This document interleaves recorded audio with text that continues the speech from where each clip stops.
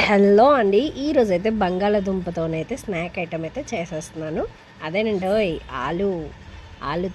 ఆలుని బాగా ఉడకబెట్టేసి దాన్నైతే ఈ విధంగా మెత్తగా చేసుకొని ఇందులో అయితే దీనికి తగినంత నేనైతే 2 ఆలు తీసుకున్నాను. దానికి తగినంత గోధుమ పిండినైతే ఈ విధంగా మిక్స్ అయితే చేసుకుంటున్నా.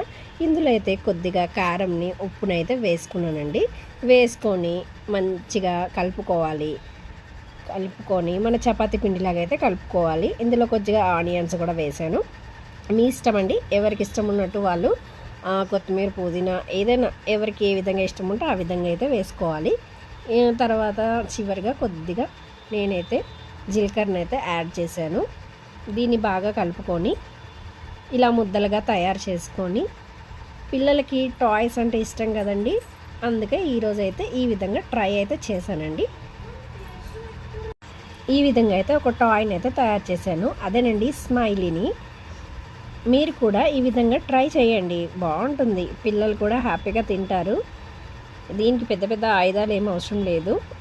పిల్లలు వాడుకునే పెన్ను క్యాప్ నెక్స్ట్ ఏమో ఒక స్పూన్తోనైతే ఈ స్మైలీ బొమ్మనైతే తయారు చేశాను.